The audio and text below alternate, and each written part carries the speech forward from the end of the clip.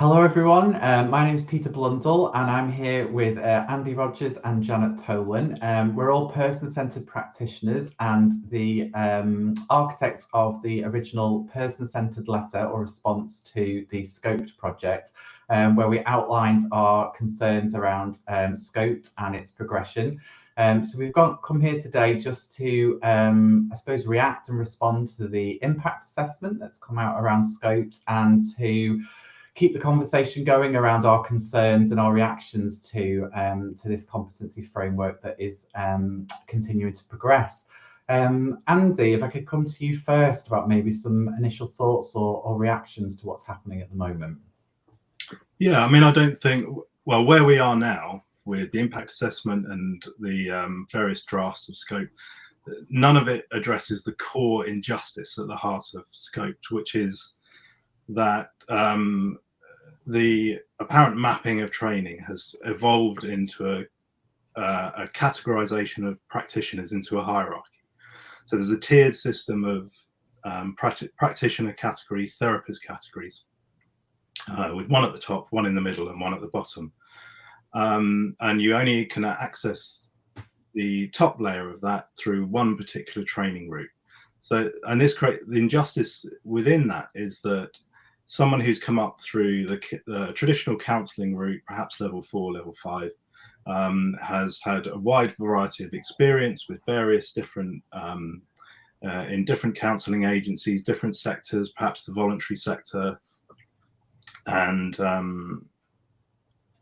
with marginalised groups, complex needs, has perhaps been involved in training, might have 10, 15, 20 years experience under their belt, in client work, has done all sorts of personal growth activities, part of which may have been their own personal therapy, but also other things. They could have done 10 years of weekly encounter groups. And this person is deemed within the framework to be less competent than someone who's done a BPC or UKCP approved training and dropped straight into the column C, what was titled psychotherapist in the original drafts, column or tier. So they drop straight into the top tier, and I don't think that injustice can be sort of overstated.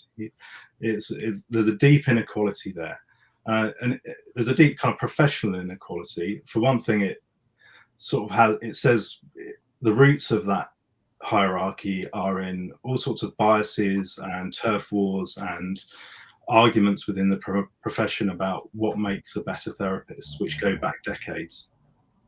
But you overlay onto that the systemic structural inequalities, the intersectional inequalities, which are represented within that in a way, and it becomes even more problematic.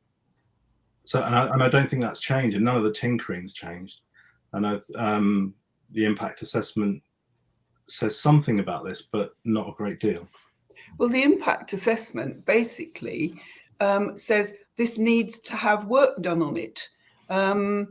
It's talking about the current inequalities in the profession.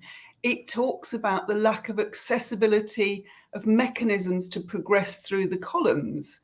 And until we have details of a robust and sustained process by which they can be ameliorated with, costings. Who's going to pay for these things? The impact assessment that we asked for recognises that those things exist, but there's no mechanisms for doing anything about it. It just says, we have to watch this. This is a real danger. Well, we were saying that 3 years ago, and nothing has changed. It also highlights, I think, as well, the impact assessment that we don't have the data actually to understand actually some of the issues around equality and diversity within the profession.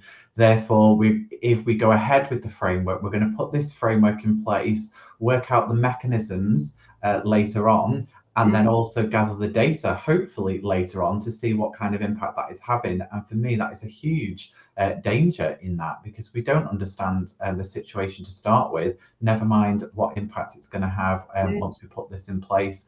So I think going into this without that information is an extremely dangerous thing to do. Yeah, it's dangerous because it cements inequality, doesn't it? Yes. The and idea we've that been somehow assured all the way through, oh yes, no, there will be routes through, so that people at level 1, the people you're talking about, Andy, who've been, who went to a local college, they didn't go to a university for a whole range of different reasons. There will be routes through. They can go through from A to B to C. Who's going to pay for it? What are the routes? We keep being assured that those routes will exist, but they're not there. The routes are, it's money, isn't it? It's having the money to access column C. If I get this right the way around. Yes. You need money because there's quirks of psychoanalytic training at that level, which you can't really access in any other way other than doing their training. And because the framework is so closely tied to these training norms, there's no other way but money than working your way up through that system. And that, that's just, I mean, it's not fair, because not that everyone has the right to say whatever they like about their practice, but it's not fair because there's no evidence that those practitioners, the people who have done a BPC approved psychoanalytic training, for example, are any better at counselling, therapy, psychotherapy. There's no evidence that they create more meaningful relationships with their clients. There's no evidence that they work at more relational depth. There's no evidence that they have better client outcomes or can work better in multi-agency settings or whatever else may be demanded of a counsellor in the workplace. Moreover, the hierarchy is tied in with the medical model. In other words, the more clicked in you are to diagnosis and all of those medical things, you can't achieve level 3 unless you've done what they call a mental health placement. And I would argue very, very strongly that there is a case for freeing therapy from the medical model, not tying it in more closely. But that links in with the assessment, doesn't it? Because what they've done with the mapping exercise is they've mapped out what competencies are being assessed to all those different educational providers. And what you'll find with that is that the competencies that are easy to assess are those ones that you can do academically through an assignment or whatever. Those other competencies around how you are in relationship are much more difficult to assess and probably won't form a large part of those competencies that have been mapped out. Even though they're more important. Exactly. Yes, because we spend 80-90% of our time on those relationship things. We're with clients, we're listening intently, we're empathizing, we're offering unconditional regard, all those things for, as I say, 80-90% of the time. But what is going to be being assessed are things like contracting, repairing breaches, and it's the bits around the edges that are going to be focused on, I suspect. And the things which exclude people from the top tier are sort of quite arbitrary things, really, like this mental health placement and this set number of therapy hours within a certain time scale. Those things exist for I'm not saying they're invalid or that they're not meaningful for the people that undertake them. I can see the value in a mental health placement if there's a kind of critical mindset built in within that, even from a person-centered perspective. But these are just kind of relatively arbitrary things, aren't they? I mean, it would be like saying, well, you can only be a column C psychotherapist if you've done 5 years of intensive encounter groups in a person-centered model. I mean, it was just, who deems these things better than the other things, making a more competent practitioner, which is what the framework says, that these people in column C are more competent than B, and then they're more competent than A. But competent at what? I think that's really important. And one of the risks that's highlighted in the impact assessment is the boundaries of the framework and the consistency of those boundaries. And I think there is something, I don't have any faith in the consistency of the boundaries of the framework, because the language around it has changed so significantly from a mapping exercise to a framework without any kind of detailed listening to people who had concerns around that. So I feel like the boundaries of this project have consistently changed, and the terminology and the language, which I think is concerning, because we don't know, say, for example, what impact is this going to have on practitioners in private practice, you know, versus people who maybe do want employment in the NHS. You know, the boundaries of this project are very unclear and uncertain. And what is going to happen if it is taken up? Will everybody within the organisation be categorised? If you decide that you don't want to take part in the SCoPEd project or be part of it, will you just automatically be put into column A, and will that be listed somewhere, you know, on your profile, on your membership body? You know, people are saying, no, if you don't want to engage with it, you don't engage with it. But there might be, I don't know what the boundaries are going to be in terms of how the membership bodies are going to implement this and what impact that's going to have on people. Yeah. I mean, it'd be sort of, well, dangerous for this thing to be applied to all therapists when it's so controversial, you know, and so when there's such a wide-ranging critique, you know, and so much opposition, to then sort of assign people these columns or categories, you know, would just be absurd, I think.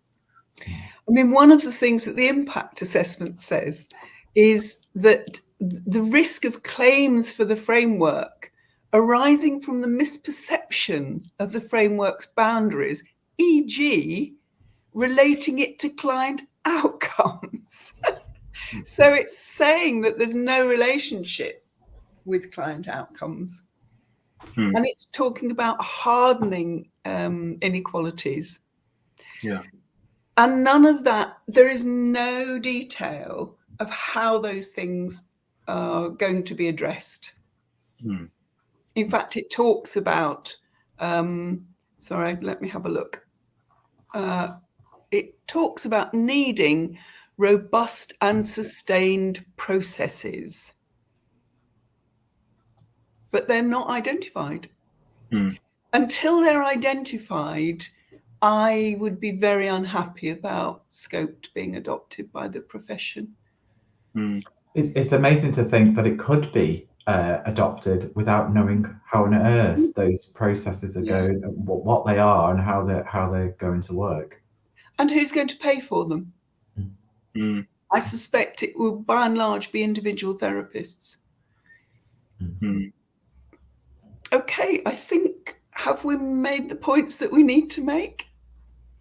I think so, Janet. I suppose the other thing that we might want to say is that people are interested. I will put the original letter from the Person-Centred group, which is on the Person-Centred Association's website. I'll put those links in the show notes so people can have a look at those, as well as the impact assessment and some of the other resources around SCoPEd, so people can have a look and read for yourselves. But Andy and Janet, thank you very much. Thank you.